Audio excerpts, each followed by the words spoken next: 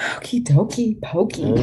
Before we get started, John, John had a closing yesterday. John, Yeah. that was a kind of a big one too, right? Yeah, it was 510. So it's a nice price point I like to be in. I don't, that's a rare one for me. So I would like to be that one. Congratulations, John. That's You there was a lot that went into that pricing that house, and you were apprehensive, and well, I was apprehensive. What ended up? How did it all transpire? so How did it all transpire? so what we did was the the sellers themselves weren't even sure of the value, and so we were anywhere as from in the high fours to the low fives. Just as we were getting ready to price it, there was a house down the street that came. It was smaller by 600 square feet. Came on the market at 475. Got bid up to 510. And then we heard that there was an appraisal issue. The house down the street that came on the market at 475 and got an offer of 510. The first appraisal came in at 425. The second appraisal came in at 440. And my neighbors are hearing this because neighborhoods talk. Neighbors talk. So that gave them pause to think like, okay, we don't want to go too high because then it'll be appraisal issue. And they were happy with anything over 5. And they were the ones that ultimately set the price. And we got an offer at, I was very disappointed because the showings, the first weekend, open house, I had 4 people through. Down the street, there was an open house of another property that was smaller, came on at 550, which we thought was way overpriced. Went down and talked to that agent after I was done with mine. He said they had like 6 people through. They got an offer immediately. Ours came in a couple of days later, lower, but my sellers held fast to the price, and I believe that and it was a cash offer, so my sellers were happy, no appraisal issue there, and so they accepted. They were asking 510, they got 510, and they're happy, and that's really what counts.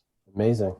The reason I bring it up, well, besides obviously celebrate that closing, which is awesome, is that ultimately, we've talked a lot about pricing, right? And I want to continue that conversation because I think that that's a huge opportunity right now because some of you guys have expressed questions, and I want to make sure that we really cover this, right? Especially to those of you who could use the practice. But the reason I bring it up is because at the end of the day, what are we doing when we're doing a CMA? We're looking at past sales, right? We're determining what's previously sold in order to determine what the future value is. But at the end of the day, the market determines the price, right? And that's a really hard thing to do because when you're looking at comps, when you're looking at price per square foot and all these things, you can have, and I've had the engineer, the analytical mind look at it, right? And he's trying to, he or she, they're trying to justify a price, or they're saying that their house is worth this, although they've got outdated this, outdated that, crappy lot, whatever the case may be, and it's hard for different personalities or different mindsets to understand that besides the data for a value, there's other factors that come into play, right? That are very hard to put a value on, right? So whenever I go into a listing appointment, if I've done my research prior to, if I've never been in the home, I typically go in with a range. I've gone in with a dollar amount in mind, and then I see the house in person. I ask for a tour, and we go see it. And I'm thinking in my head, oh my gosh, this house needs a lot of work. This is not great. The decorating is terrible. The paint's horrible, whatever the case may be. And I'm second guessing myself. So I always go in with a range in mind. And based on what I see, the condition of the home, the way they've decorated, the way they maintain the home, that price that I'm going to suggest is going to fall into that range somewhere. Does that make sense? Because obviously when a listing appointment, it's something that you prepare for, right? So let me back up. My listing presentation is the same no matter what. Now, what I talk about or what I go over may be different depending on the disc profile of the type of client, right? But the listing presentation is the same. I don't customize it for a client, right? It's a PDF. I'll send it ahead of time. That's, you hear people say pre-listing paperwork, pre-listing docs, pre-listing presentation. It's just my listing presentation. Send it to them via email. Hey, looking forward to our conversation this day and time. And that's what I send over to them to be able to review.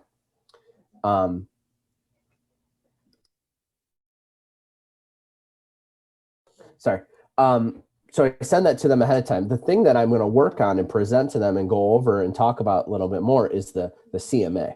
Okay. So I'm never going to send the CMA over to them via email. It's just going to be the listing presentation. It's going to have the about me, the marketing I do, my testimonials, who I am, the process, whatever that has, right? And if you guys don't already have one, I highly suggest, when I say build one, don't overthink this. Take something from Command, take something from me or from Sharon or for anyone else who's willing to give you something. Just have something, right? It does not have to have all the bells and whistles. It helps me stay on track to make sure I talk about the things that I want to talk about. But I send that ahead of time. If I have chance, send that ahead of time. I think a lot of people tell you it's best to be able to drop it off. That way you get a preview of the house a little bit. But let's just pretend today I get a phone call. They ask me out on Saturday. I'm going to shoot them that listing presentation, and then I'm going to work on the CMA. And the CMA is what I wanted to talk about again today. We kind of did it on Monday, and I'd like to dive in a little bit deeper today because I think we could all use practice. Pricing a home is not a science. And I don't think there's probably people that can explain it better than others, but there's no one who's just like, by all means, just perfect at it. As many of you know, when you start pricing homes that are unique, or I have some land, or are on waterfront's probably the most challenging that I've ever done in terms of pricing it. It's not cut and dry. And that's where I'm very confident that despite all these technology companies coming into the game, they're not going to be able to replace us in that regard, because it's not just calculating numbers. There's a lot of other things that factor into it. Okay. So the CMA part of it, finding out what something is worth, or should I say, using the data that's available to us to be able to explain what's going on. So it's important, and the line that I use a script is, listen, I'm not telling you what your house is worth. I'm presenting to you, Mr. Seller, the data, right? And we're going to together help interpret it. Does that make sense? Because if I just walked in and I said, I think your house is worth 300, if someone thought their house was worth 270, they're going to be elated, right? But if I don't sell their house for 300, they're going to say, you told me, right? And if I walk in and I say, hey, your house is worth 300, and they think it's worth 350, I'm going to be suddenly then backtracking, trying to justify why it's 3, right?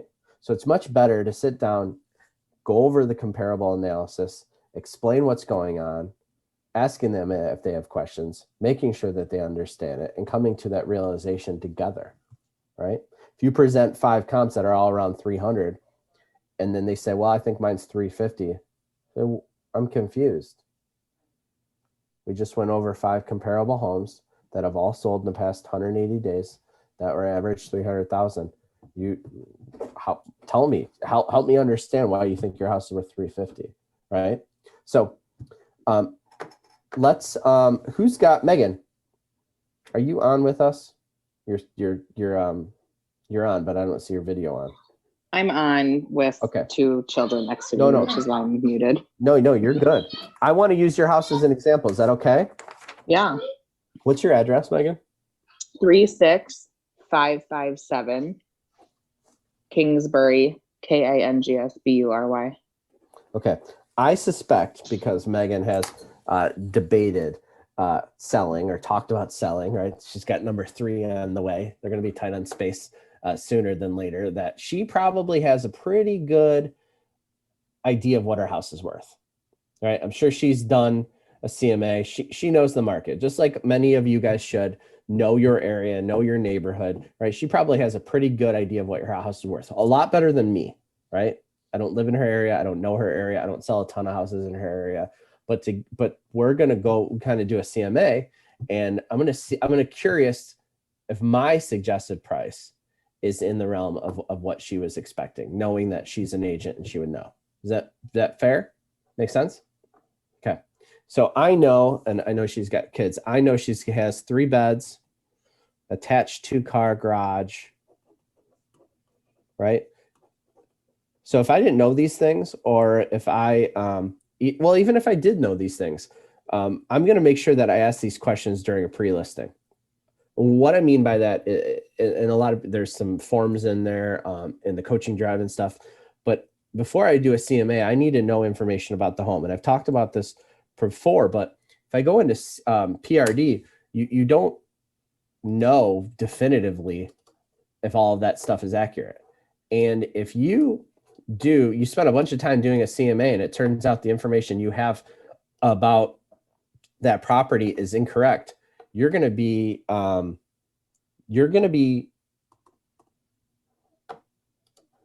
kind of panicked at a CMA. Sharon, have you ever done a CMA and you get there and it's completely different? And you're like, oh crap, I gotta wing this one. Not totally completely different, but that there's been some things that are wrong. Yeah. Okay. So did everyone just look what I just did? First of all, I'm going to look in PRD and go to county search. I know it's Wayne County because it's in Livonia. All I did was the number. People say sometimes I can't find a house. Don't over filter it. Don't put last name or whatever yet. Just put the street address and see what comes up. There's only 7. Keep in mind, sometimes if you're searching by last name or something like that, the house is in an LLC, a trust. Maybe it's not in their name. Maybe they weren't married before they bought it and then they become married. So if you can't find a property based on the last name, maybe you're over filtering. Try to just start with like the street number or something like that. Okay. So I found it right here. I'm going to click on it. I'm going to get an idea. Okay, this is what they're paying in taxes. It doesn't factor in what it's worth, but when we have that conversation about taxes for the new home, I'm going to keep in mind that, wherever they're going to buy, the property taxes might go up considerably. And this case, it's going to go up in their case too, for the people that buy their house. And we're going to talk about that. It looks like Maria sold it to Greg in 2012. And then Greg did a quitclaim deed in 2020. Maybe they refied, maybe they he put Megan on. I don't know. It's not my business, but this is the important part. Bought it for 131. Okay. You need to know that. Doesn't mean that's factoring into what it's worth, but you just are basing your conversation in order to do, things like a seller's net sheet and you can do the math too. If you do an amortization schedule, you can kind of get an idea, assuming they were on maybe a 30-year. In 2012, they've had that mortgage for about 9 years. Probably say, unless they've borrowed money against it, they've paid down X amount, right? So again, not anything that has to do with the value. I'm just making these mental notes. I'm preparing my notes, right? Because I might come in and do a seller's net sheet, right? It's going to be part of my presentation. Because sometimes sellers are fine with the price and then they look at a net sheet and then they start bulking. So I want to make sure I'm getting all the information I can to be able to say, this is what your house is worth and this is what you're going to net from it. So interestingly, this on PRD says the house is 1,272 square feet.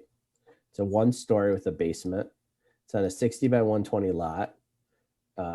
It's got 2 bathrooms and it doesn't have the number of bedrooms.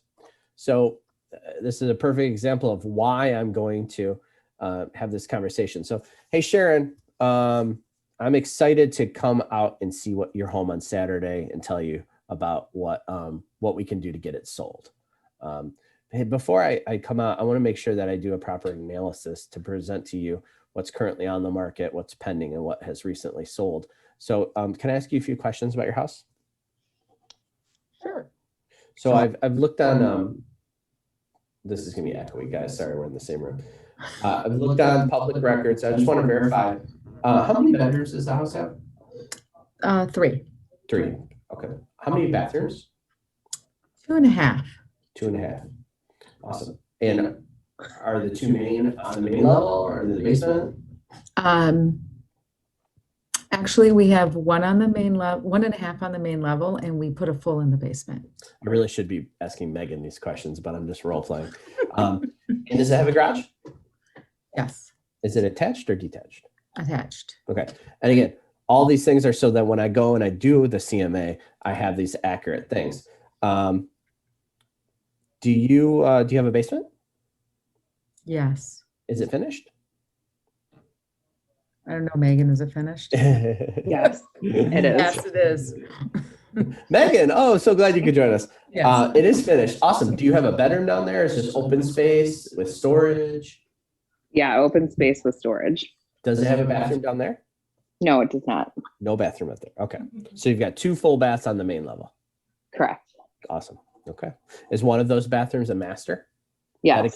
Dedicated master or Yes. primary bedroom? We're getting shifting now, guys. We're not saying master anymore. Primary bedroom. So you have 3 beds, 2 bathrooms, attached 2-car garage, right? Yep. Basement finished. Is there anything else that like you think is important for me to know as I compare this house to other homes in terms of maybe updates you guys have done or improvements? Yep. Hold on just a So- second. Caveat, guys. Oh. I'm asking this because I want to hear everything that she thinks is going to increase the value of her home. Okay. So when I'm talking to her about her value, I'm recognizing the fact that I know she's got a new roof and she's got this and she got that, and I factored that in. However, many of those things don't really matter in the value, right? But a buyer or a seller does. They think they do. They're important, worth noting, and it's a lot easier to ask up front to talk about that and to factor that in than to backtrack when they say, "But ours has a new roof. It's worth 10 grand more," right?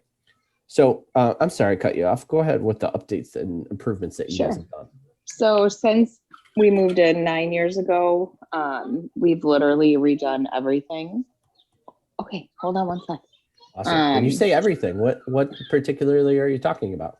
Sure. So kitchen, both bathrooms. We refinished the hardwoods when we moved in.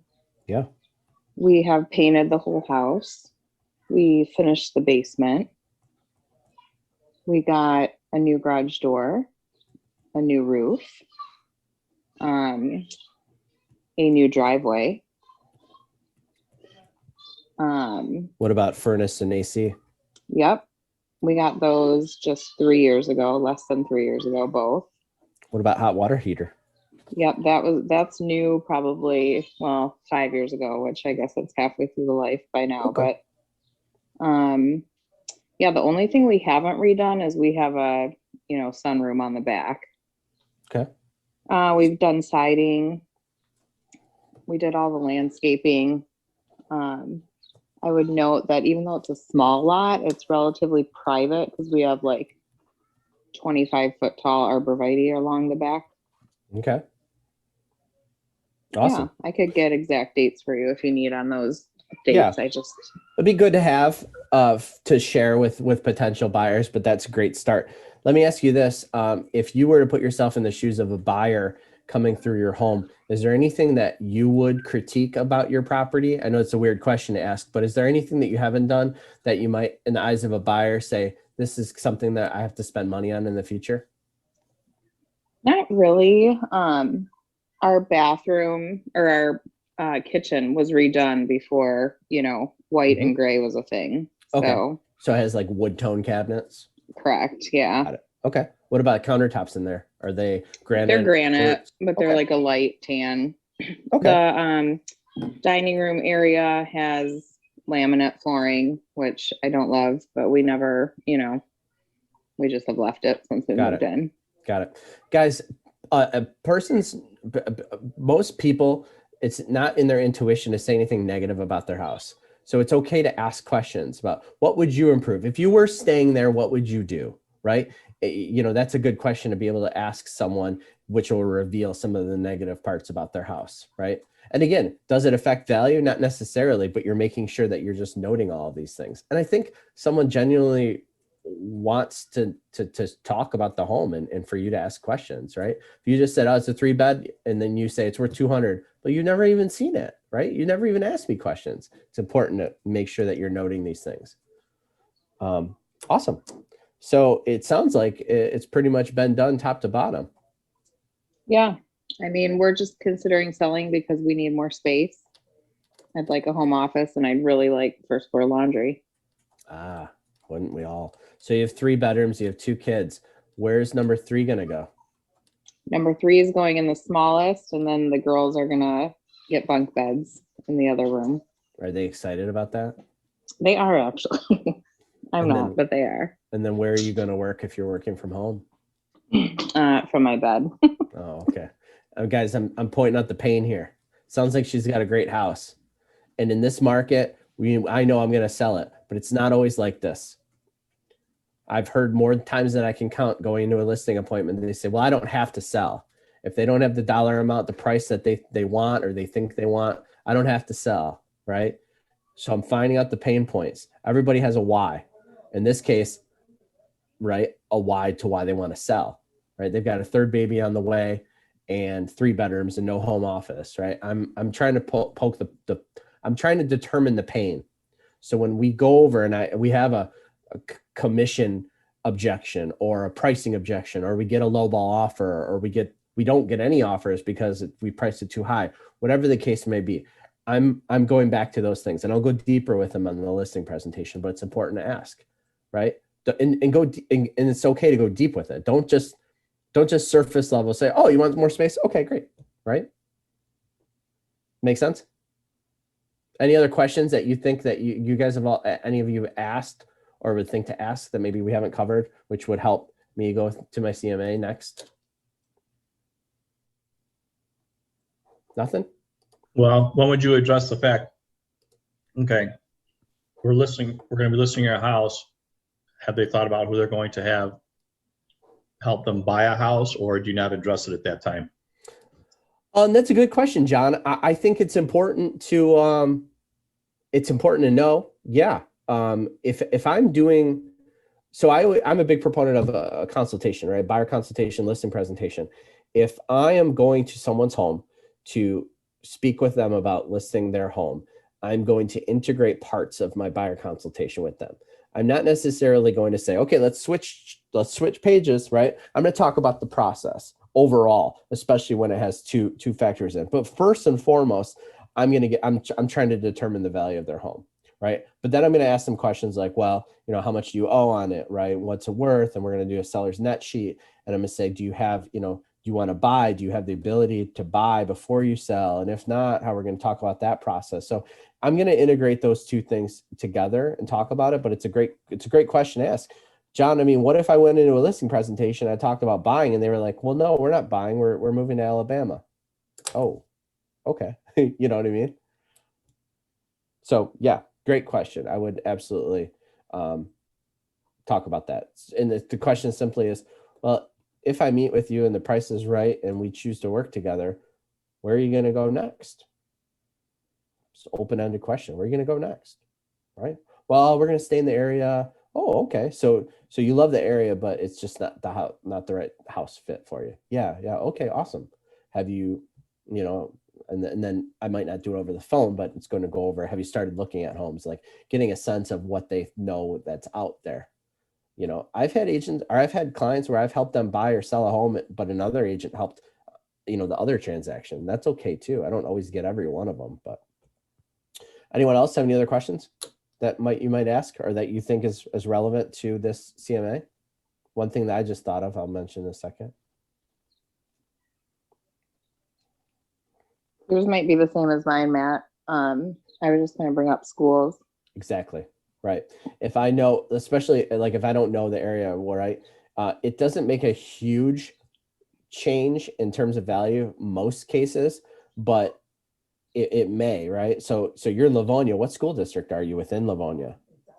So we're Livonia, but there's 3 high schools in Livonia. We're in Stevenson District. Oh, Which is the more desirable high school of the 3 for the most part? and it's interesting because some sellers will think they're in the better area or the more desirable when they might not necessarily be. And really, if you're comparing, like there's some subdivisions where I live actually half are split, the elementaries right? That factors in, but most of the time it's high school. But if you're comparing apples to apples, right, you want to make sure it's the same schools. And if it's not the same schools, you might have to say, well, this one is this, which is commands 10 to 20 grand higher. I don't know, but it's important to ask. Yeah, absolutely. Hey, Matt. Yeah. Is that really still a relevant question when schools are going online now? I think so. I think it's huge because I think actually even more so, and I'll tell you why, because some districts have really revealed themselves and responded to this in a good way or a disappointing way. Even good school districts have disappointed people a bit, and it's all relevant to their experience. But that's not a bad question to ask, especially if you know your sellers have children. Hey, how's the school's been? And in a listing presentation, we're building rapport. And, hey, tell me about this past year. It's been crazy for everyone. Or I'm gonna ask them what they do for a living, how they work from home, do they work from home, whatever. And how's the schools been? They might say, oh my gosh, the schools have been amazing. They pivoted, they've done online, blah, blah, blah. They're great. Or you could be like some other people and say they've been terrible. We're moving because of it. I would also argue that we are moving into a time where we're getting back into the schools physically, and hopefully, that continues as far as public safety and health and things like that. So, yeah, I do think it's still important as well. Yeah, and keep in mind, I don't. It's naive to think that we're never going to go back to normal, but in another year, it'll be kind of, yeah, should be relatively normal. But and if they don't have children that are in school age, maybe you have to educate them in terms of what's more desirable, because some people don't. It's not a factor. I have some buyers right now, they don't care about schools because they already they don't have kids, but they plan on, when they do have kids, going to Catholic school. So, hey Matt, not to belabor this, but a quick question. Yeah. Where's the magic line or the third rail about talking about schools? Because don't you have to be careful about saying one's better than the other? Yeah, no, what I'm doing right now is just asking questions. I'm not necessarily telling them one thing or the other. I'm just trying to seek out their opinion. They might tell me, and this is important because these people sellers factor these things in, right? Say, well, actually where we live, we go to this elementary, and this elementary is very desirable because of this, and this, and we've been very happy there. Oh, okay, great. I'm taking notes. It might not matter. Probably doesn't. But I want them to tell me. I want to tell them to tell me all the positive things that they think, as well as the negative things. I'm very careful when I'm talking with buyers about school districts. I'm really referring them to do their own research. I'm not going to say, hey, Novi's it. You got to live in Novi, right? I'm going to say, these areas are typically of good schools, well-ranked schools, but do your own research. And there's lots of websites out there these days that have tons of rankings and different things. So I'm not, on the buy side, I'm very careful about that. Okay, makes sense? All right, so I've gotten plenty of information. Let's go do a CMA. So this is in Livonia, obviously. Let me just go. I'm gonna pull up a map. 36557 Kingsbury. Sometimes I do CMAs in areas that I know very, very well. Sometimes I honestly, I don't. And it's challenging. I pull this up because I want to see the street view. I like to kind of see, if I have time, and I suggest all of you guys drive the neighborhood ahead of time, right? Before you go to the property. If you have time, drive through it, unless it's 50 miles away or something like that. But there's so many tools to give us an idea of what it's like. I mean, I don't know when this was taken. This looks like Greg maintains that lawn. This driveway's new, just like Megan said. It looks really good. Megan's having babies. She needs a bigger house. Yes. Sure do. I noticed this tree, right? Why might I make a mental note of this tree right here? Because when you drive by, you're going to see how big the tree actually is. And then you'll know, this is what I think, how old that picture is.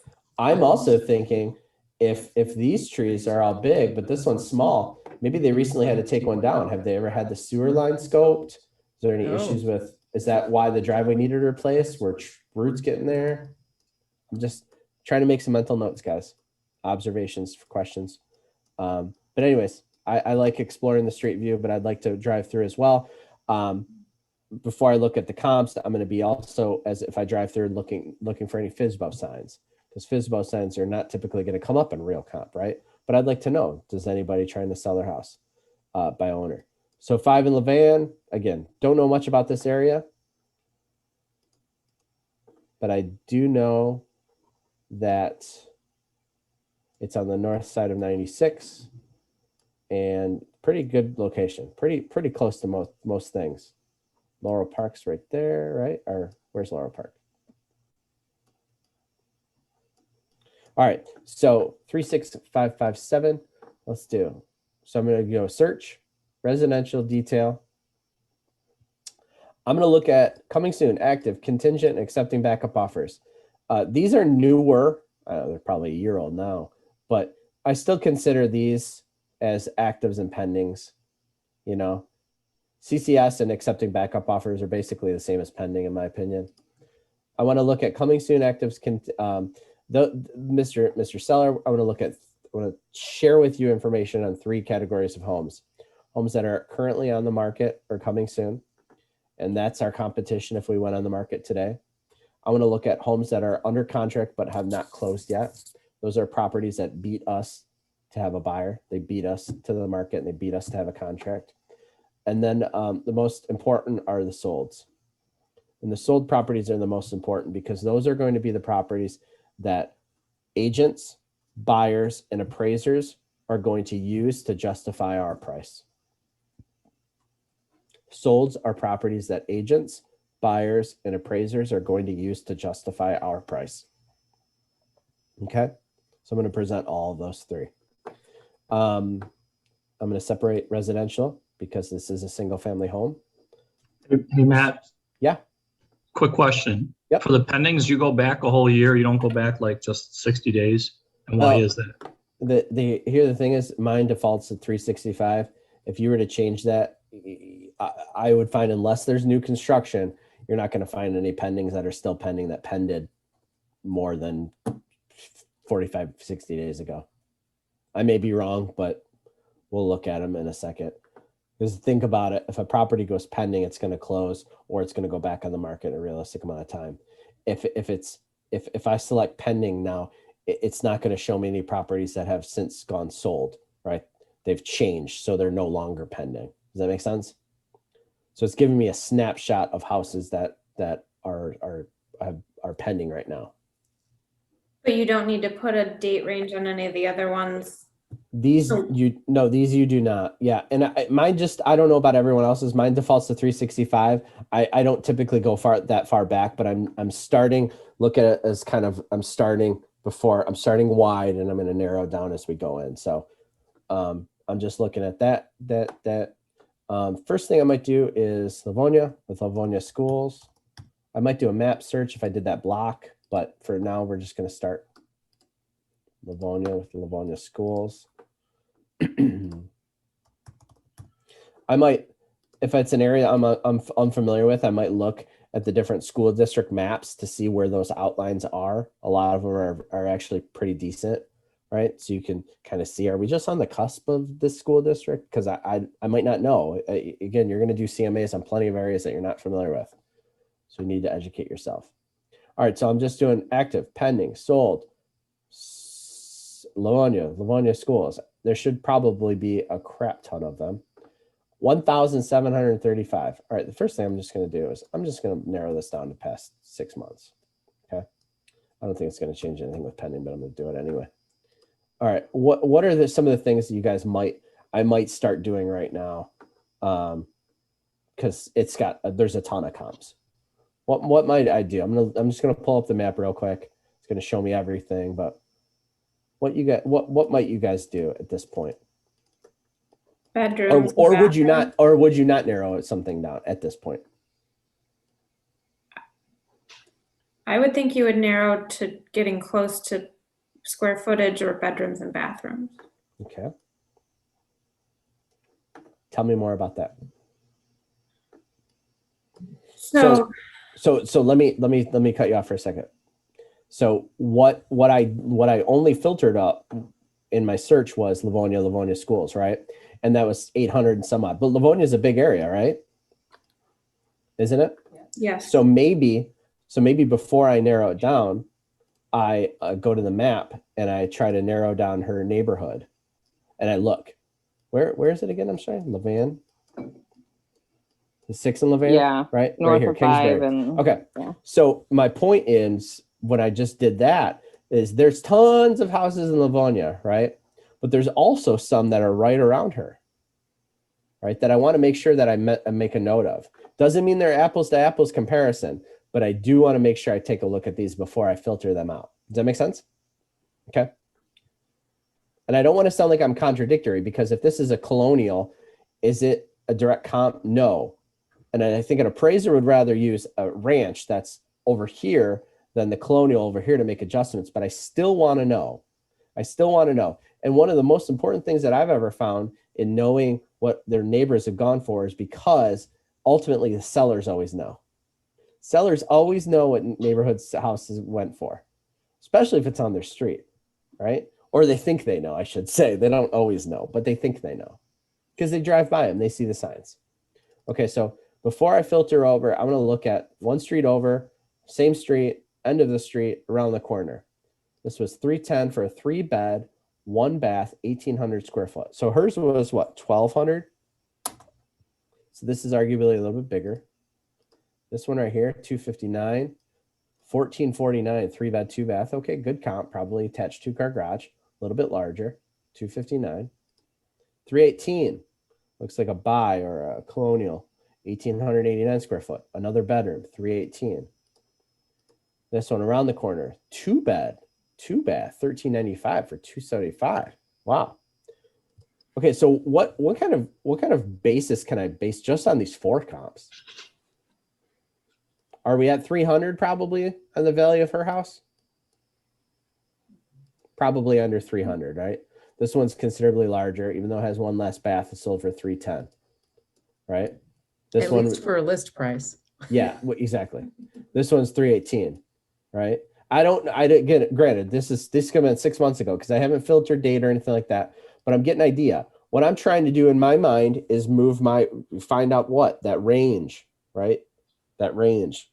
You might find an outlier that's going to completely mess everything up, but so far, I'm thinking in my head, there's a 275 for her house. It's got 1 more bedroom, but it's a little bit smaller. But I don't know. I have to look in. Maybe this house is just stellar yard, stellar basement. I don't know. 260. Okay. I'm going to start narrowing that down. In my mind, between 260, I'm starting to go around 250, maybe 250, 275. That's just where my mind goes. Does everyone just understand that mentality? You might think differently, but just in this little information, right? I haven't filtered much out yet. I look over here. This is around, it's on the other side of the van, but arguably in the same area. It's 280 here for 3-bed, 1-bath, a lot larger. Okay, I'm still in the range, 250 maybe, right? So let me do this. Let me ask you guys, what would be the next step you have? Would you just print these out and that would be your CMA? No. No. Why do you say no, Sarah? These are right in the same neighborhood. Well, now I would look back to houses that are more like ranches, similar square foot. There you go. So truly trying to find the apples to apples, right? I probably say apples to apples way too much, guys, but a comparison to me is truly one that's similar size, bedrooms, bathrooms, features. And then you might have 3, right? One's completely redone, tops, right? Quartz, everything great. And that's on the high end of the spectrum, right? And then that one that needs the updates is on the low end. But unless you find equal playing field, you're not going to be able to narrow it down. So I got houses all over Livonia, right? I know Livonia enough to know that are the houses that are maybe down here comparable, even if they're ranch 3 beds? No, not necessarily. No. But how might you know? Or well, let's say I'm not familiar with Livonia at all. Where would I start? This is a huge area.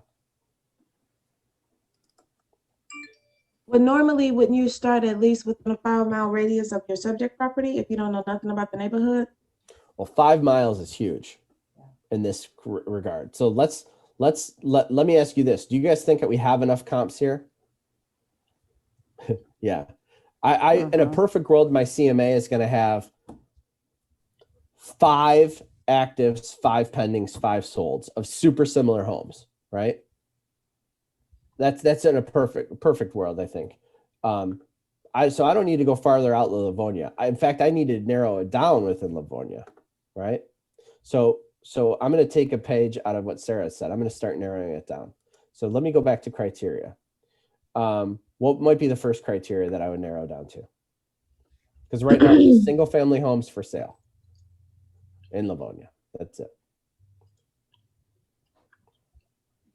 I always Bedrooms? do garage Nope. and bath or garage and basement. I don't know if that's the right thing, but I think I would agree with you. All right. I'm going to filter out some houses that don't have basements. So I'm going to Beds select and baths. basement. I'm not necessarily jumping to basement finished right now, just noting basement. And then garage, yes. And if there's still a ton, I might go to garage features and select attached, right? But for now, I'm just garage basement. Completely agree with you, Megan. And then I'm going to do 3. I could do 3+, but why might not I do 3+ right now? Anyone? You Oh, is want that to where do, don't you want to compare bedrooms? I mean, you want to come as close to your subject property in that regard as possible, right? In terms of beds exactly. and bathrooms? Yeah, just from the few houses that I was looking at in her neighborhood, there was one that has 2 and one had 4. Now, keep in mind, you can, just by doing this, I just excluded that one that was 2 bedrooms. That 2 bedroom may hurt or help my comps. So I have to make sure that I remember about that 2 bedroom, because it might not be apples to apples, but they're going to know about it. The seller's going to know about it. And if I say 250 and they say, well, this one around the corner was 2 bedrooms, sold for 275, I better have a story. I better have an explanation, right? And that's why I just urge you to not rush to over filter. Okay. So if I just do 3 with a basement, with a garage, right? We still have 456 matches. Again, though, it's all of Livonia. Let's go to results. Matt, why didn't you put the square foot range in there? Maybe not yet, though. I'm kind of trying to show you at least how my mind works. Maybe as I start to narrow it down. So I'm going to see after each adjustment that I want to make. I want to go back in and check back in and see how it's affected the results. Is what I'm trying to say. Still a whole bunch of results, right? Right. Let's go to result. Let's just go to results and see the list. Right. On that note, in terms of square footage. So the stuff I've selected right now, I can see that there are only a handful of coming soons, actives, and accepting backup offers. These coming soons, I mean, it starts at 240. There's nothing less than that. It's a coming soon. There's a 115 and a 179.9 that are active, right? And these are 3 beds, and these are under a square foot, 1,000 square foot. This one, it probably needs to be filtered out because it's way too big, right? But I'm noting, most of these are in the 1,000 to 2,000 range. Actually, the 1,000 to 1,500 range. And then there's probably a whole bunch pending, ranging from 149 all the way up to 430. It's a huge range for 3 bedrooms. Maybe I want to. What's unique about her house? 2 things that are unique about her house and compared to probably many of the other comps. Updated. Okay, that is true. But what is a fundamental? Well, it's a ranch difference? for one, so you want to exclude tri-levels and quads and things like that. Good. So good point, John. I sold, this was a few years ago, we sold a Livonia tri-level, and anyone who's ever had a sale of a tri-level knows that appraisers hate them because they will only compare them to tries. And this goes with buys and quads too, I found. There was numerous comps right around this property that were ranches and colonials, and to justify our price all day long. But he would not use them. They would only use tries. And the only other try was like a really terrible distressed property. We had a real big battle with that. So just know that, you know, really an appraiser's going to be most likely looking at a similar style. So what would I select in here to filter out everything other than ranches? Would I go to architectural style and select ranch? I use architectural level. Level. Yes, I say yes. I use architectural level. Architectural style is something that I find to be opinion, subjective. There you go. That's a great one. Meaning that and remember, this goes with all of real comp, garbage in, garbage out. So if someone didn't select ranch on their listing, you suddenly are not going to get it. It's not going to pop up, right? Versus architectural style, that has to be in there. And there's not that many. So in other words, I'm less likely to leave out properties that I really should be looking at. One story I consider a ranch. What's a one story up, or one story ground, and what's one story up? How would you define these? One story ground, one story up. Those are typically denote condominiums. Yeah, exactly, John. I call them stacked ranches, right? So have you ever been to a condo where you go up a flight of stairs, but the whole living quarters is on one level? It's a ranch, right? Technically, but it's up, or it's ground, right? One story ground. So if I was listing a condo that had another condo above it, right, I would select one story ground or one story up. Okay. What's 1.5 story? There's a upstairs. There is an upstairs. Half of the house. Yeah. So typically 1.5 stories denoted for a Cape Cod or a first floor master, where the master bedroom's on the main level and upstairs is an additional bedroom or 2 bedrooms, but a majority of the house is on the main level. 2 story. What's that? There's an upstairs and a downstairs. Yeah, the colonials, the up and down, right? 3 story. John knows about 3 stories. Very rare do we see 3 stories, even if there's a colonial with a basement, because we don't count the basement as a level in this regard. But there are some houses that have a main level, they go upstairs, and you go up another flight, and it's a finished loft or a bonus room or something like that, but it's above grade. A bi-level, yeah, go ahead. I was just going to say it's common in the Detroit historical homes. There you go. There you go. Historical, I was thinking Yeah. like downtown Plymouth, Birmingham. Yeah, some of those historical old ones. houses. You're absolutely right, Sharon. Bi-level, what is that? Half the basement's not fully below grade. Only half the basement's below grade. Yep. Sometimes, like I sold one, the stoop is up a few stairs. When you come in the landing, you can either go up or down. The down's really not a basement, but it's where you access from the garage. And the up's not really a full up, but it's up. Tri, everybody's been in a tri typically. You've got stacked floors where the bottom level is below the upper level, where it's hard to explain, but if you've been in one, you know what I'm talking about. And then a quad is basically that plus another lower level that has like a basement area. Yeah, Matt, you talk about getting screwed on a tri. I had a quad listed in Livonia, and it was a big quad. The tri-level part of it had the family room, which was a good size, probably 10 by 25, something like that, with an additional bedroom.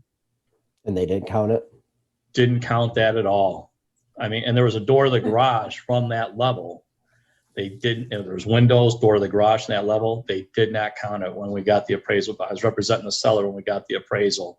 Yeah. All they counted was that entry floor and the 3 bedrooms up, and Yeah. we got shafted. So make sure you just are preparing yourself and your seller if you're in that situation. You know, it doesn't hurt to make sure you meet the appraiser there. Hey, Matt. Yeah.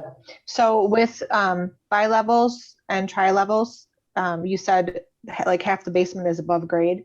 So how would that work for like square footage? Do they count half the basement and not half the basement? Usually I'm going to use, in most of those cases, I'm going to use the square footage based on public records, because I'm assuming the property's probably been sold in the past. if there's a real discrepancy, we might have to remeasure or have it appraised prior to listing. But usually they don't. If it's got like cement floors and no egress, it's considered the basement part of it. With a tri, most of the 3 levels should be counted in living space. So Yeah. what I was going to say for clarification, because John, I got screwed on one that just closed last week as well on that. But when he says half of it's underground and half of it's not, what he means, what Matt means is there's a certain level where from the window up is above ground. Yes. From the window down, it's under grade level. That's what he means by half up, half down. So that's technically egress windows. So legally, you can have bedrooms there, it's code, and you should be able to count it all. And it should be counted in the public records. In a quad, then you go down an additional 4 or 5 stairs where you have a proper basement. That's not counted as living space. And then- So and then- is that different than like a sloped where it's a walkout basement? Yes. So if it's sloped, super simple. If any level of living has the room for a fireman to get in and out of there with all of his equipment on, I don't care if it's an egress window, if it's, see those lower level windows on this tri, or if it's a sliding glass door because it's a walkout. If safety first responders can get in and out of a place with other stuff on, you can count the square footage. Just like that. I don't care what type the of house it whole is. floor? Yeah. Also to clarify that, by level, you will find somewhere that first floor is all above grade. There's a subdivision in Westland, west of Newburgh, that are like that. So you're literally walking up, the entrance door is almost a story up. So That's almost like again, an it Yeah. don't, it denotes a couple of different styles of bi levels. So just understand it's. I think it's important that when we talk about square footage and what do we count, we could talk ourselves into circles into all of these what ifs a million times over. But if you just remember the safety code part of it, you'll know what you can count and not count. It's just strictly safety, right? So I'm gonna select. I'm gonna select 1 story. Okay. So I've done 1 story, 3 bedrooms, with a basement, with a garage. What's one other thing that I'm gonna select? Can I select updated? Where's that field? Trick question. There is year built and year remodeled, but I don't like using that. I take that back. Year built's not a bad one because if I'm comparing newer construction homes with older homes, but there's not a field for like updated. There's not a field for white cabinets. There's not a field for granite countertops, right? Those are the types of things that you hone in on when you're really like diving in deep and you're looking at the pictures and whatnot. But there is one other thing about her home that is worth, I would probably separate it. What is that? We've done bedrooms. Finished basement. Full bath. Bathrooms. So I know that in Livonia, a lot of them, and when I was just kind of perusing through, look at these results. 1, 1.2, 1.0, right? I want to compare apples to apples. I want to filter out. I want to put 2 full baths, 2 baths or more, 2 full baths. Now, one of these full baths in some of these houses might be in the basement. Hers has 2 on the main level, which I think is a huge selling point, right? But I'm not. It's not able to filter that yet, right? You could get really weird and you could put what level it's on, but I'm not doing that. I'm just going to do 3 bedrooms, 2 baths or more. Now, should I do 3 bedrooms or should I do 3 plus? 3. Okay, let's look at results. There's still 180 of them, right? I mean, this is still it's crazy. There's tons of them, right? Interestingly, price rise doesn't range too much, right? Total, one sold for $650, the very, very, very low end, and then on the high end, it's all the way up to $422. What's another thing that I could potentially filter right now before I zoom in a little bit? Square footage, I would do square footage at this point. Okay, good. I agree with you. Now, we said how many square footage was this house? I forgot. I think it was 12. It was Megan, 1276 1276. Okay. or 1273, one of the two. That extra 3 might make a difference. It All right. might. So what would you guys, knowing that the house is 1273, what would I potentially put here? Well, Realcom teaches you should do like 1,200 to 1,300. I think 1200. that's how they go. I personally think that's a little bit too small of a window. What do you guys think? I'm sorry, I didn't hear what Andrea said. Did she say 12 to 15? 12 to 13. Oh, I would have done 12 to 15. 12 to 15? Yeah. See, I was told 200 square feet either side. Under too. What's that? I think No I would right or go wrong, a little bit guys. under just to catch the ones that might be slightly smaller. I agree. I personally would start with 1,000 to 1,500. That's just what I would range wise that I would do. I want to start a little bit under, just a couple hundred square feet under, a couple hundred square feet larger. Personally, there's no right or wrong. I mean, ultimately, if you're coming to the same consensus, you know, how you get there, the path you take is okay. But this is just, again, the mentality. I feel like 12 to 1,300 is too small of a window. Because if a house is 1,301, it's not going to show up there. If it's 1199, it's not going to show up there. So maybe start a little bit bigger. Okay. I also know that, are there a lot of 1,000 square foot houses with 2 full baths? Not that many. So I'm not necessarily missing out on too many. And if they're bigger than 1,400 square foot, typically they're getting up to the 4-bedroom, and I've only selected 3. So I'm starting to narrow it down a little bit more. Got 131 matches. What do I do next? That's still a ton. I can't present 131 to a buyer, or to a seller rather. What's one other thing that I could potentially do right now? I would probably do like year built, Year built. or maybe What if I'm maybe- looking at Livonia where they're all built in the same 15, 20-year range? That's what I was going to say. I think year built is a good thing to think about if you're in an area that's got developments that were more recent mixed with the old ones, you know, and places that still have open land, because Yeah. that is an Is it- issue. Is a 1960s ranch the same as a 2018 built ranch? No. No. So in that instance, that year built matters.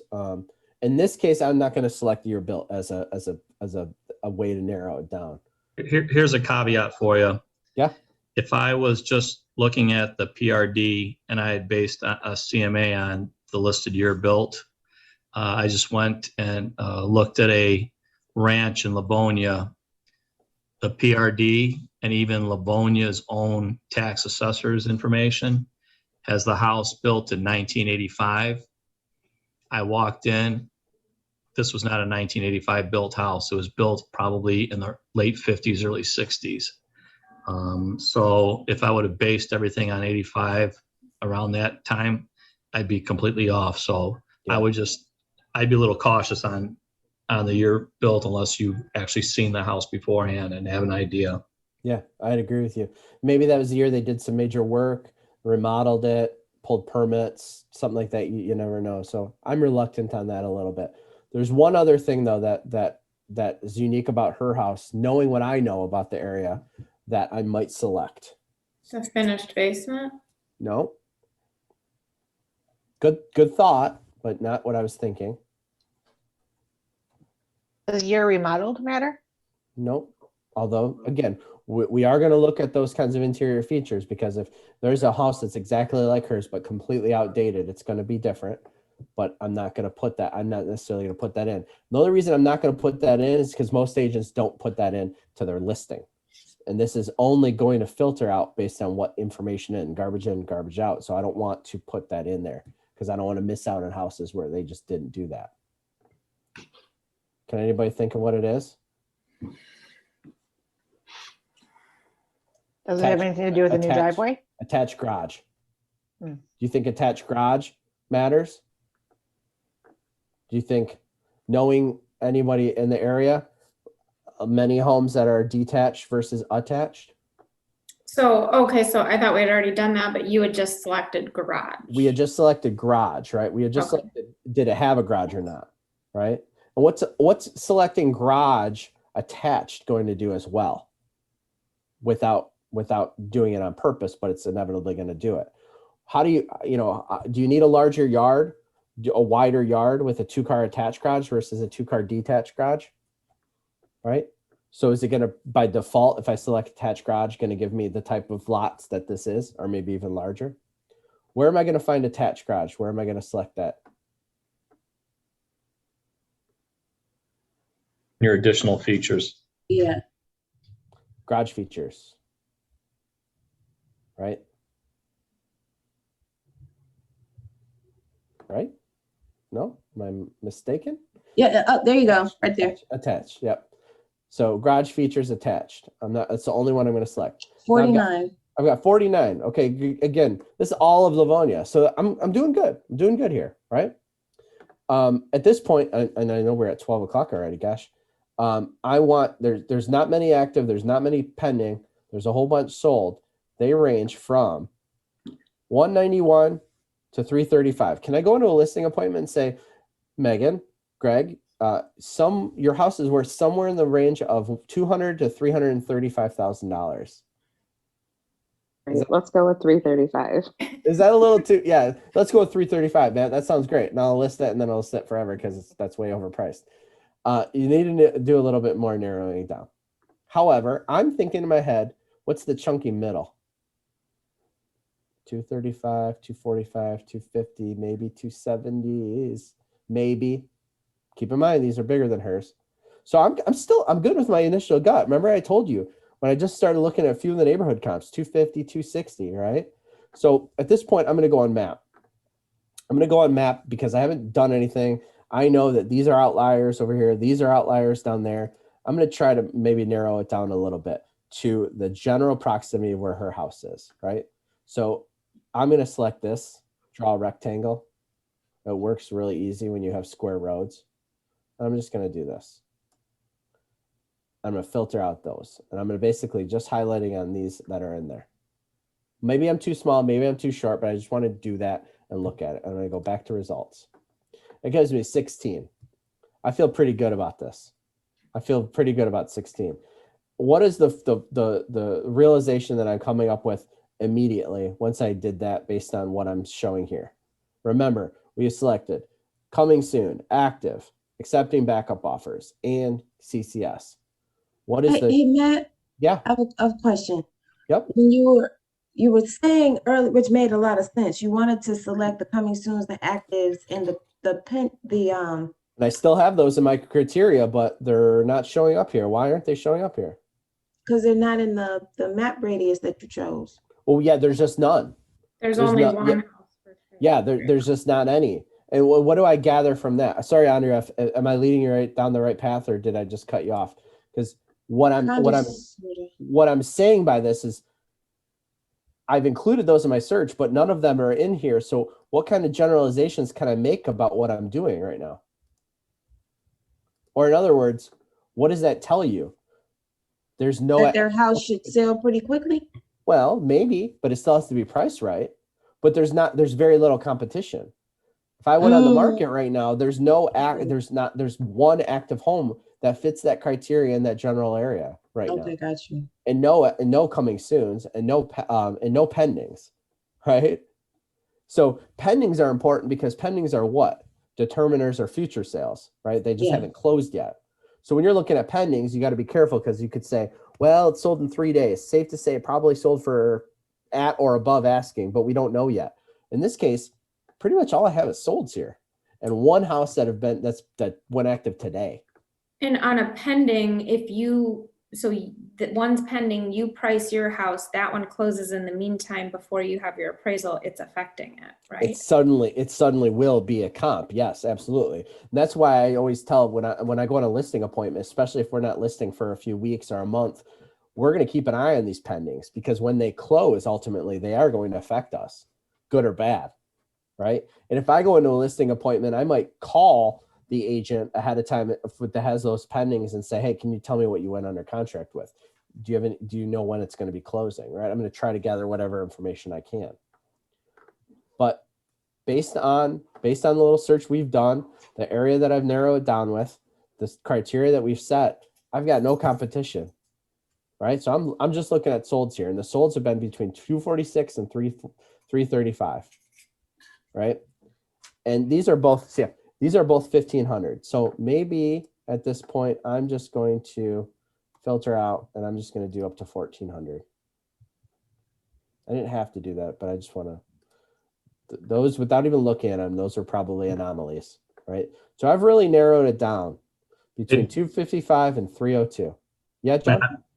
Yeah, I don't know if anybody else's eyes were drawn to a Kingsbury address that was on the previous list, which you blew out when you changed the settings. So my question to you would have been, how much stock would you have put in that other Kingsbury home? Yeah, so that's one of the initial ones we looked at, right? I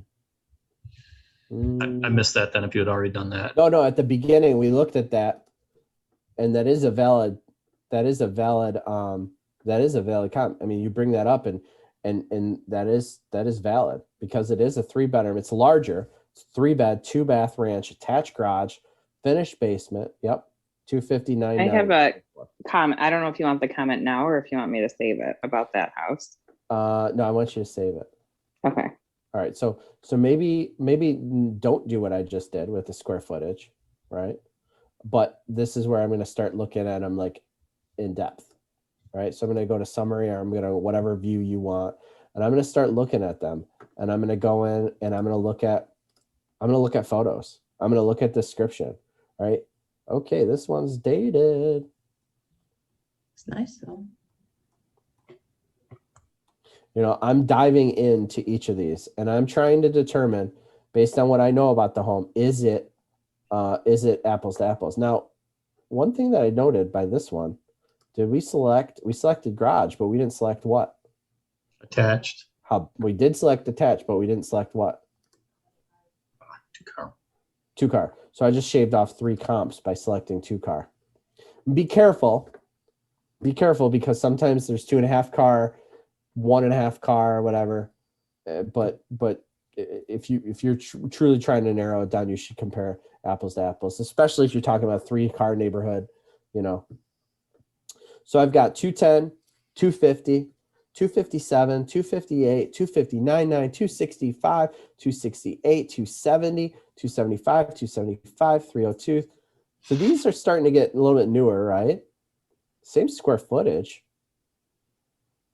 Newer. These are both new construction, aren't they? Actual new construction. So I should probably remove these, shouldn't I? Sorry if I missed it. How did you get to this view? Good question. So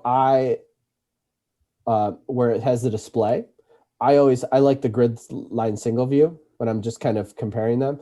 And then if I go to display summary, that allows me to scroll through a little bit easier than not have as many unless like it was full. That way, this is one listing per page.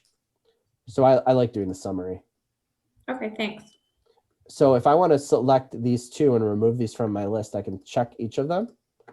And then I'll go to refine and I'll go to discard. Remember, if you check any boxes and you hit narrow, it'll remove every other listing except that one. If you select discard, it'll remove the ones that you've selected. Matt, how do you know that those are new construction? I didn't see the designation or. No, good question. Well, they were the same house. And this says, nope, that's not it. It had the date 2021 on it, construction. Yep, there you Year go. built 2021. Yep. Oh, okay. Okay. You got it. Okay. So, summary. I've got 11 left, right? And this one, 302. This one's an outlier, right? Most of these I just told you were 250 to 275, and this one's 320 or 3025. We'll look at this one. This is a newer house. This is 80s built. I don't know how far it is from her. It's got a finished basement. I would probably remove this one. I remove it because it's different than the other ones that are similar year built, right? But ultimately, I'm going to be digging more into these. What do these look like inside? Like this one is just like hers, right? So I'm going to actually, and I know Megan said she had a comment on this one. I'm going to straight up print this whole comp, right? I'm going to print this whole thing and bring it with me. And we're going to open it up and I'm going to go through the pictures. I'm going to say, how does this living room compare to your living room? I think this is the same floor plan actually as hers. How does this kitchen compare to your kitchen? Well, yours is updated and the layout's a little bit better. It's got granite. This is old. Oh, okay. How does this, well, ours has hardwood in it. Oh, this one has a finished sunroom. Okay. That's a nice sunroom. This one has wallpaper in the bedrooms. Wood looks like it's in good shape.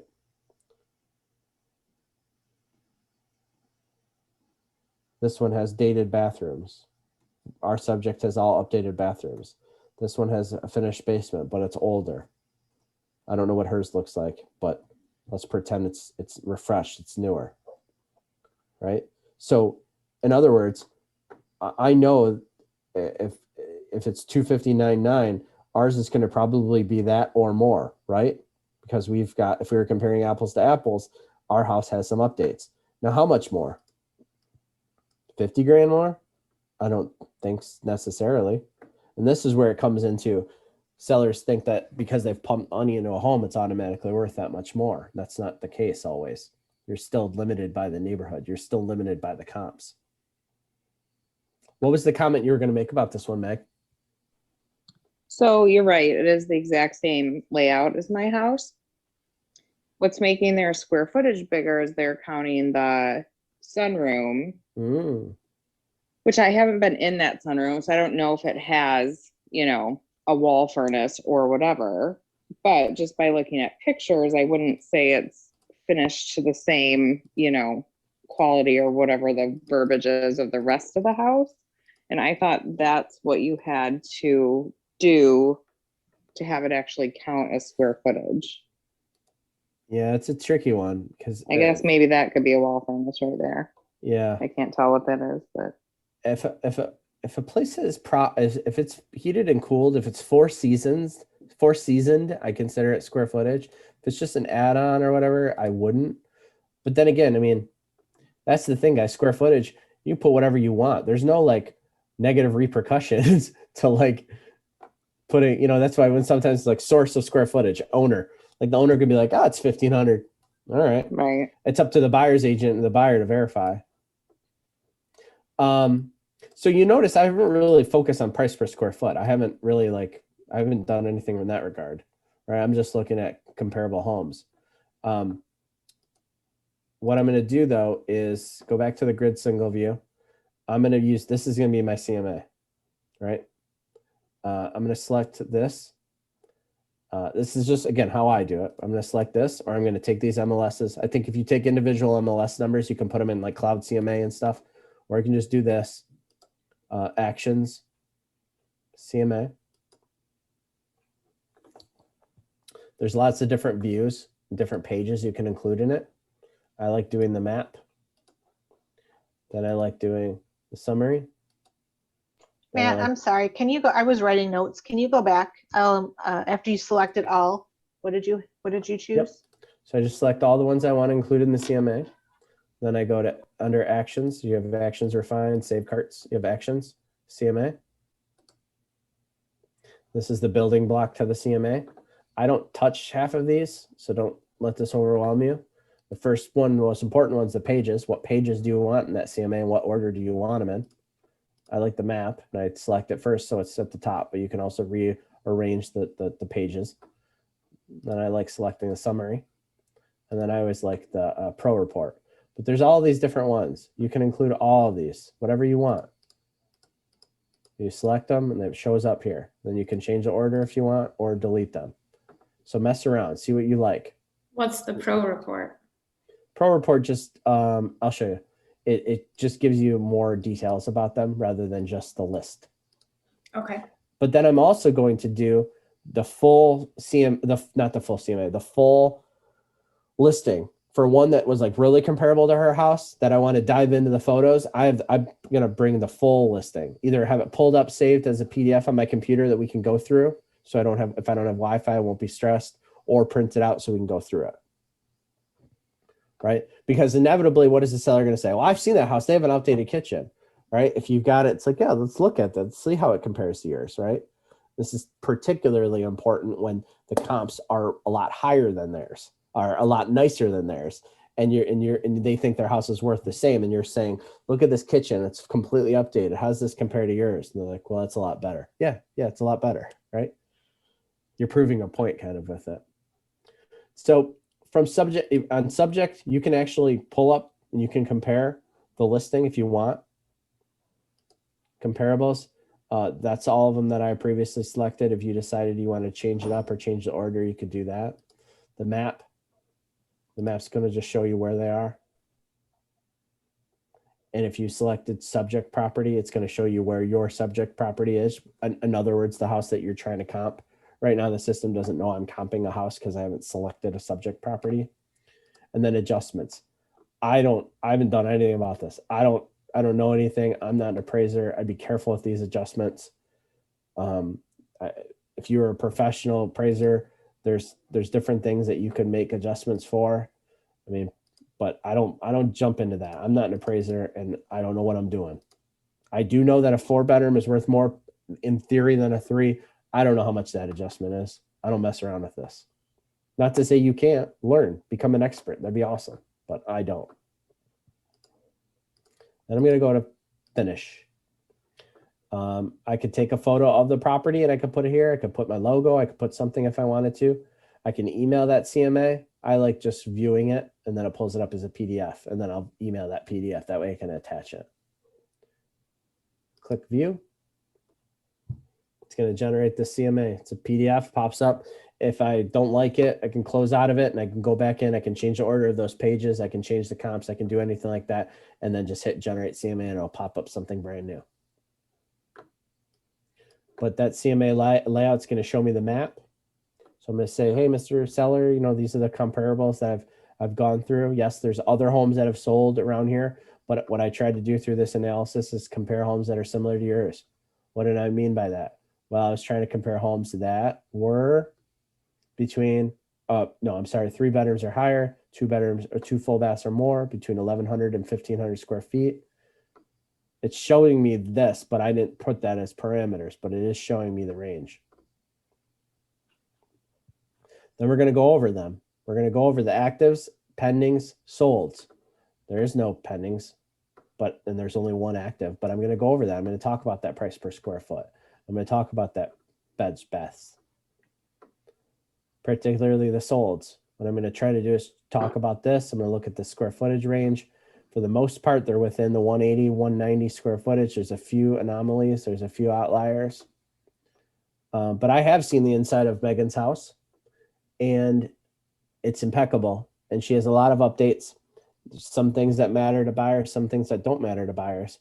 But based on what I know and what I'm seeing here, I would feel comfortable listing Megan's house for probably 270 and then seeing what the market dictated. Megan, what do you think about that? Wow. So there's one that dropped off. There's one that dropped off because of the attached garage. And that's around the corner from me. They listed at 255 and ended up selling for 275. Awesome. Which, with knowing, and maybe I'm looking at it with a narrow view, but that one and the one across from me would make me go higher. Okay, how much higher? I mean, I feel like if that one on the corner sold for 275, I honestly think we could go like 285 to 290. Maybe this is just because it's my house. No, and these are the conversations you're going to have with people, guys. Megan's an agent But like she just said, the house around the corner, and that's not on this list.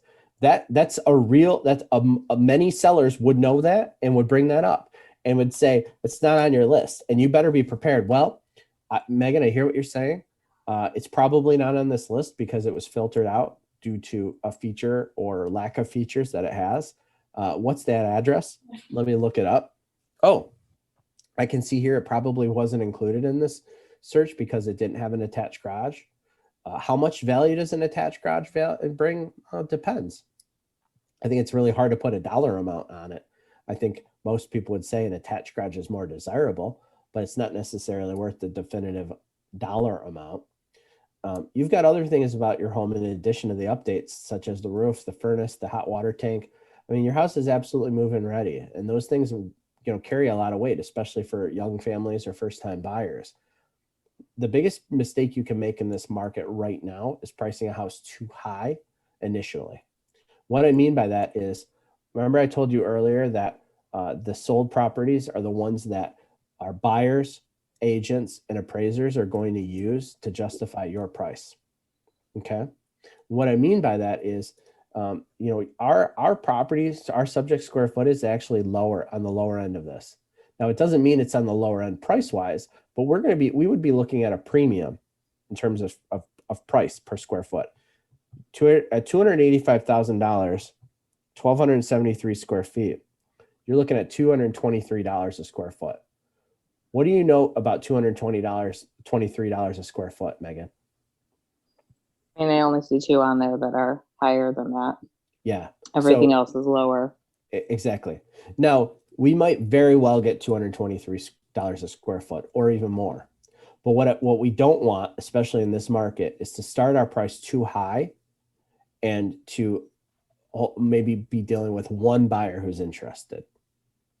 Right?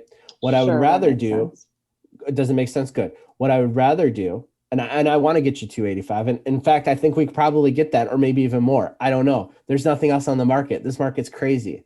What I would like to do though, and hear me out, I'd like to price it at an amount that attracts as many eyeballs as possible. Right. And instead of us working with one buyer, we're trying to negotiate through. I would rather have all of the buyers competing with each other, saying, I'll offer 270. And another one say, I'll offer 275. And another one say, I'll offer 280. And in fact, I'll guarantee that if it doesn't appraise at 280, I'll cover that difference. And by doing that, the buyers are going to be bidding up the home, not just with the price, but with the terms. Because at the end of the day, it has to close. In order for it to close, it has to pass inspection, which I'm not afraid of because your house is great, but it also has to appraise. And if we listed it at 285, we would be on the very high end, right, of homes, right? And if we got 285, that would be awesome. But if it didn't have an appraisal guarantee, it's really worthless. Does that make sense? Okay. Because if it doesn't appraise at that, if it doesn't appraise at that, it's not going to be able to close. So my game plan, my thought, and you can digest this, is to price it about 270. And I think, again, right now, it would not be unrealistic for us to get offers 280, 285 and get exactly what you wanted to get, but also get great terms, ensuring that we're going to get to the closing table. So what if we don't get that? And I just, am not happy with 270 and that's all we get. Yeah. So I don't want to under the price the home, certainly. But I also want to make sure it's important for you to know that in this market, we're not ever going to be leaving any money on the table. If we price it at 270,000, we don't get any offers, we are overpriced. The market's spoken. I don't believe that will be the case because your house is great. I'm looking at it. It's well appointed. It's decorated well, and the comps are here to support us. So unless something changes huge in the market in the next 30 days, I don't think that that's going to be the case. But let's pretend we only get offers at 270 or maybe even 275. Maybe we don't get that 285 offer. You said you still wanted to move, right? You said you needed to get more space. You've got a third baby coming on the way.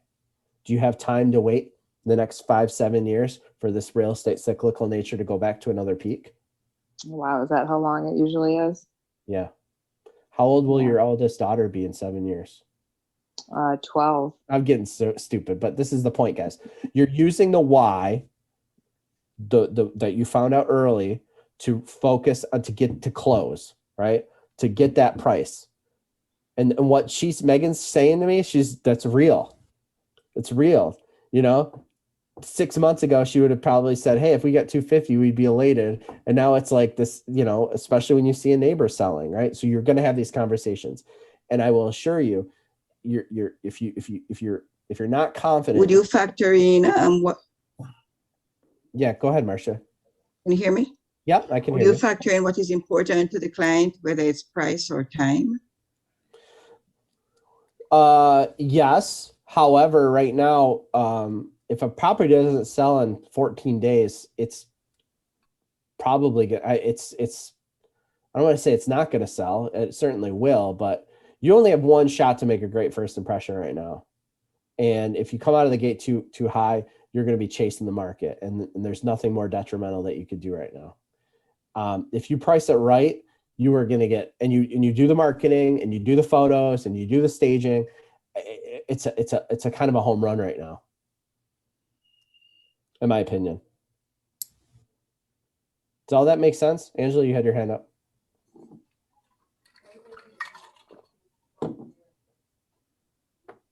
I'm sorry, you're not on mute, or you're on mute. I was waving to Pete. He was walking through the room. Sorry. That's okay. Okay, so I know I rushed through this little end part, but does everyone understand how I kind of got this? And if I really wanted to, if I felt like actually I could have completely removed this wood ring off, right? Because and I could justify moving off because it was newer, even though it's similar square footage. So Megan, outside of this CMA, what truly you think your house would probably get 285? I think so. I agree with you. I would. I just, if you were a seller, I would be very adamant about maybe not pricing it that high initially, right? Yeah. And that's where it's important. Question too. Sorry, just a second. That's why it's important for the most recent comps for you to maybe show what it was listed at versus what it sold at, right? Because that's not on this. Go ahead, Sarah. So I know in talking to buyers, we've talked about like what price would you be upset if you walked away and didn't get it? Could you kind of flip that and say like, you know, she said, if you got 270, would you be okay with that? Yeah, I don't want to know. I'm trying to back them in a corner. So I don't want to ask them what would be the absolute lowest they would take. I want to know what would make them ecstatic. And then I'm going to say, so every dollar above that's a win. Yes. Okay. So let's get you the biggest, let's ensure you get the biggest win. To get you 285, I know it seems weird. Why wouldn't we price it at 285? Because I've seen time and time again of houses that are priced right, attracting a ton of activity and getting bid up. That's why auctions start low. Okay. They don't start high and work backwards. This was another thing of the list price versus sold price. I don't like that one. I had trouble trying to find it just like numerically last time I used this. Yeah, I could only find that bar graph.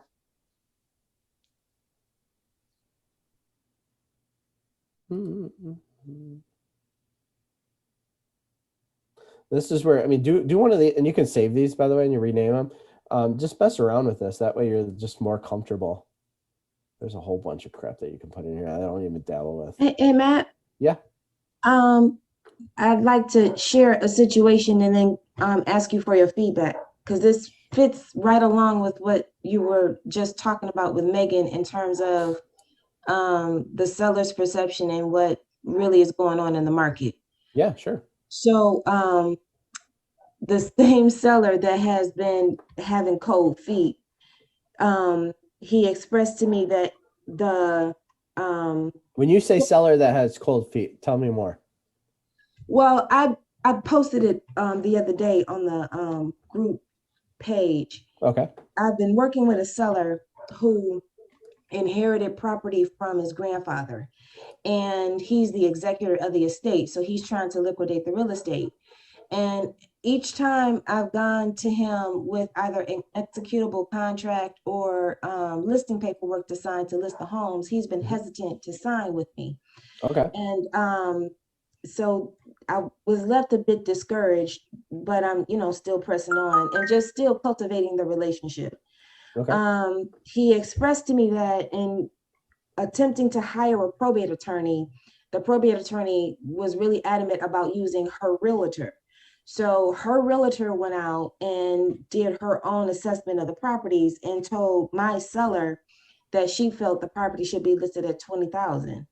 Now, mind you, I have not had a conversation with a probate attorney or with the realtor.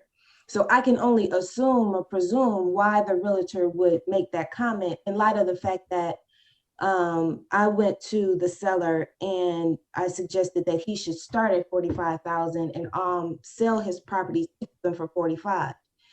And what kind of validated my position was that an out-of-state investor offered him 40,000 for each property, right? Mhm. So that kind of validated the position that I held. But what I wanted to say was that the realtor that said that he would only get 20,000 for his properties, she didn't take into consideration the neighborhood the properties were in. She didn't take into consideration these are income generating properties because each of the properties are multifamily and each unit in those multifamilies have 3 bedrooms. She didn't take any of that into consideration. And this is only an assumption on my part because again, I didn't talk to the realtor. Nor But would you in a normal. I mean, it's no different than me going to a listing appointment and the seller saying, "Well, someone else came out and they told me this," right? Yeah. You always have to be prepared for that, and that came, and you don't know how they factored into their decision, right? You're just doing the best research and presentation that you possibly can. So Right. it's not uncommon for a seller to hear something else from a neighbor, from another agent, from this, from that. So. So you're in this quandary right now, or what? Where is Yeah, it? I am in a quandary because I don't know if what his hesitation is because the information he got from the other party, if it was the offer from the out-of-state seller, if it was the information I gave him. So I'm really not sure. And he really isn't forthcoming in reference to why he's not signing. So as you're going through the CMA and you're going through all of the things that you would consider in pricing the properties and doing things right, there were some things that I didn't do. And one of the things though that was difficult was his properties are really the only, from the comps that I pulled up, there was only one income property in his area that sold for like 110,000 like last year. So that was the only comp that came up given his properties. So that was the comp that I used. And I tried widening the area, but every time I widened the area, I was only getting single family homes. And I wasn't sure if I could compare single families to the multifamilies. So I guess that's my story. And I'm kind of want to get feedback on what could I have done differently? What did I do not correct and that type of thing. No, I mean, there's a lot to that. There's a lot of moving parts there. Typically, I don't actually think it's that bad of a situation. What I mean by that is, if it would have been the reverse, if you would have gone in and said, I think 40,000 a house, and he said, well, I want 100,000, like there's a huge disconnect there, and you'd be like, where did you come up with that? The fact that you said 40,000 or 45, or I'm right, 45. Yeah, I said 45. And someone else, an investor who always is going to offer you less than market value, offered 40. Okay, that makes my 45 look pretty good. And then someone else says 20. Like I would be like, let's list at 45. What's the worst that's going to happen? It doesn't sell. I mean, it's a lot different than the conversation of, hey, someone else told me it's worth a lot more, right? And then you're trying to justify why it's not worth more. I mean, that's always the more challenging thing. When someone says, oh, I thought my house was worth 250, and I say, well, it's 3, and they're going to be like, how did you get 3? Well, I'm going to show you, right? When it's the opposite, when it's like, let me show you why it's worth 250, and they say, well, I want 3. So I'm dumbfounded. How did you get 3? Like what comps are you seeing that I'm not, right? And or what information do you have that I don't? So I don't know where this person's situation is at or what their mindset is, but I would say this this is arguably the best time in the past 20 years to sell a piece of real estate. We're not going to leave any money on the table. If it does, if we're grossly overpriced, they just aren't going to sell. So let's list them, see what happens. Best case, you run to the bank. Worst case, you just keep them as rental properties. So the comps too were an issue because the only other, like I said, the only other comp was from a year ago. It was a multifamily and it sold for 110, but that was the only multifamily in the area that I could compare his multifamilies to. So in that situation, you have to go with what comes up, right? You can't, I could not compare his properties to single families. No, truly, if it's an income producing property, the value is based on the potential rental income and the cap rate and all that kind of crazy stuff that I don't really follow or understand that much. So, at the end of the day, something is worth what someone else is willing to pay for it. Yeah. And, if you put on the market, no one's willing to pay for it. I mean, you've priced it too high, but I got you. You can't sell something that's not on the market. So, regardless of what we've to figure out the exact list price to be, it's not going to sell if it's not on the market. So, let's sign these documents, get it on the market, and see. And if you don't get an offer that's sufficient for what you're looking for, you don't have to sell. If you do, great. And if we're underpriced, that's fine too. Guess what? We're going to get a bunch of bids. Okay. I mean, I know that seems a little sort of simple, but it really is that simple.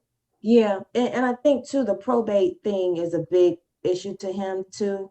I think that may be his hesitancy because if the properties are in probate, he might not be able to sell them yet. Yeah, and I think that's what the issue is. I think because he really needs money to try to handle the situation legally. He wants to sell, but he really can't because he's in the probate situation. So I think that's the back and forth that he's going through. Got it. I understand. And just a tip though, if you're competing with probate folks, I would encourage him to wait until after court to sell his properties if he can. Okay. A lot of fees that eat up some of his profit in court. So that's the benefit of using you over his team that he currently has with the probate attorney and the real estate person. They're all getting a piece once he sells. Yeah. So most attorneys do work with, they've got a network of different people that they refer business to. So it doesn't surprise me that they would refer their agent. Doesn't mean that they have to go with them, but obviously they're doing their job, which is referring people that they know. But I would stay on it. Okay. And don't be afraid to ask. Say, you've got these properties that you're stuck with. Assuming that we get through probate and you have the ability to legally sell them, what's holding you back? Okay. I don't know why I didn't think to ask him that. I think it was because I'm trying to balance being of service and not being too nosy because I don't know what the line is. You know what I mean? Because I don't want to press too hard in someone's business, yet at the same time, there is certain information as your realtor I do need to know. Yeah. And I don't look at it as being nosy. I look at it as seeking to understand so that you can help them. I mean, not everyone's as forthgoing with their objections as we might hope, allowing us to be able to provide a solution. So if you're asking, you're just simply trying to uncover. Okay. He doesn't have to sell while he's in probate. He doesn't have to, but especially if they're income producing. Right. All right, guys, that was a lot for today. I hope it was beneficial to you. Thank everybody. This was really, really awesome. Megan, thank you. I'll send you over the listing documents. When would you be ready for a photographer to come out to your home? Well, here's the problem, Matt. I just recently went to an independent contractor job, and I really need another tax year under my belt before I get by. Got it. Okay, well. Unless you can get me something contingent on the sale of my house. Ooh, that's kind of tough right now. Look, Brent might be able to work something out. He's been pretty ingenious with that stuff. Yeah. Well, thank you for allowing us to use your home as a subject. Yeah, guys. All right. Well, Matt, I'm happy. Thank you. Appreciate y'all. Hey, Andrea, call me. I am. Hey there, still Matt. Yep, I'm here. I have a question for you. which I can just call you separately, or, I mean, I don't mind asking it if people want to listen in, but it's totally not related to this. Stay on. You're good. Okay.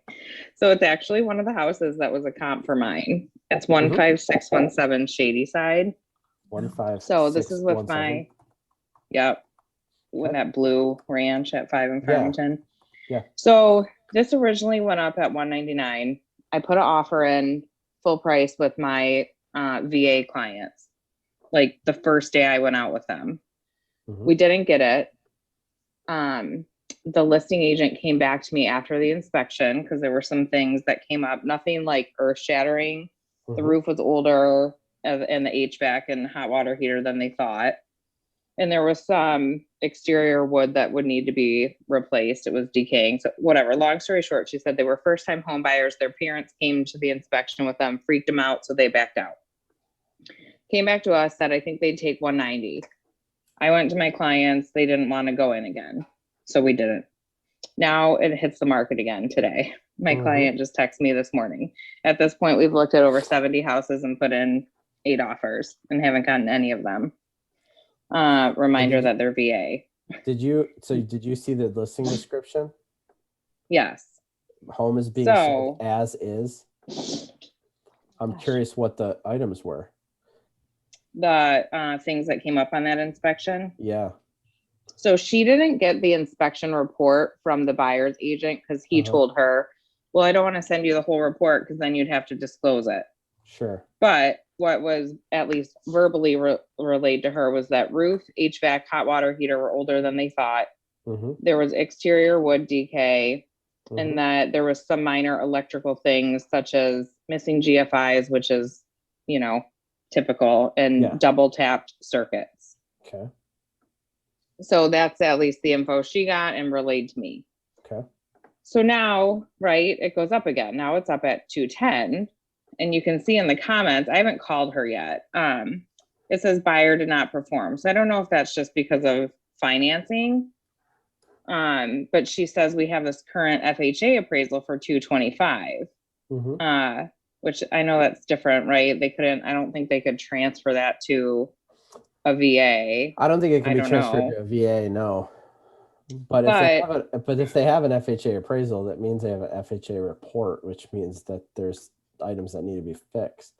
And if they went out of their way to write home is being sold as is, that's, in other words, they don't want to do shit to it. And that's how it was originally too. And she told me that in the beginning. She's like, look, he just wants to move and doesn't want to be bothered with anything. So my buyer texted me this morning, Shady Side's back up. We would consider going in with our original offer, which was 200, which is now under what they're asking for. Sure. And is under the appraisal. Yeah. So I'm just kind of like, what does that conversation look like for me with my buyers and me with the listing agent? Maybe they priced it at 210 because they think, oh, it's a little bit better market than it was last time, and we got this appraisal for 225, so it still looks like a deal. I would just say, hey, it looks like you've been through the ringer on this one. My buyers are still interested. I don't know how you came out with 210, but our offer at 200 would stand. I would resubmit it, just revise. You already have it written up. Just revise the dates. Right. And resubmit it. Can I ask her for a copy of like the FHA in the inspection part if she has that? If she has it, you can certainly ask for whatever you want. Because probably whatever got flagged on that is going to get flagged on VA. Yes, I'd agree. And does the VA appraiser have visibility into that FHA? I don't believe so. They're both government backed, but I think a VA appraisal case number and a FHA are completely different. I might be wrong, but I don't think so. Right. I mean, and then I'm like, if it is waiting, it's not bad because the value wise, you're good. It's just a matter of what items. Yeah, and I still don't have a clear concern or clear understanding of, I know on FHA buyers can pay for the repairs, but I believe on VA they cannot. So like this person would have to be willing to do them, right? I believe so. So, okay. Hey, Matt and Megan. Yeah. I've been eavesdropping, so I hope you don't mind. Not at No, all. not at all. I would, Megan, I would ask your lender. I'd say, hey, here's the situation. Call the lender and see what they say. Ask them, hey, if there's an FHA case number, can you look that up? Like what information you can help me with? What's up, Okay. Andrea? Would a home warranty help in this situation because of repairs that need to be done? No, I think a home warranty might give them some peace of mind that'll help alleviate some of the cost if the furnace goes. But the FHA or VA lenders are going to require these repairs, and I think they're typically requiring them to be fixed prior to closing. And like Megan said, I don't think VA allows anyone to pay for them besides The buyer, I mean, the seller. Yeah. So So this is. But I would- something that I don't, yeah, call the lender. okay. Call the lender. So- Say, and hey, that- yeah. I was just gonna say that they probably couldn't even give concessions, right? I think it's more the work that he's opposed to and like dealing with all of that. But I don't think they could even give concessions. Then like the work would have to actually be done Yeah. and then appraised again or inspected again. But that's an interesting, okay. So usually in this market, sellers don't want to give concessions because why? Well, one, they don't have to typically, but three, then the house has to appraise for it. But if you get an appraisal at 225, you could offer 210 with 10,000 in the concessions, you know? Right. Even if this, Okay. yeah, I don't know. Yeah, that's the biggest question is one, does FHA appraisal carry over to VA as well? Two, assuming that it does require repairs, can the VA buyer buy it as is and do them after the fact? If not, do they have to be done prior? And if they do have to be done prior, does the seller have to pay for them? Right. Okay. All right. I know that the seller is a vet. Well, then they should. himself. Did you write a letter? The Write first a time we letter. didn't. Include a picture of the your Yeah. client and their service. Oh, that's a Right. good. Can you do that? Why can't you? Well, as You long can as do it's a it. real It's up picture. to them if they want to present Exactly. it. You know. Exactly. Yeah. Hey, All right, this is thanks, this is the dog eat dog real estate market. I'll try anything I can as long as I'm I know. being truthful. Seriously. All right. So, Good luck. Let me all know right, if you need thanks. help with it. Okay. Thank you. Bye. All right. See you guys.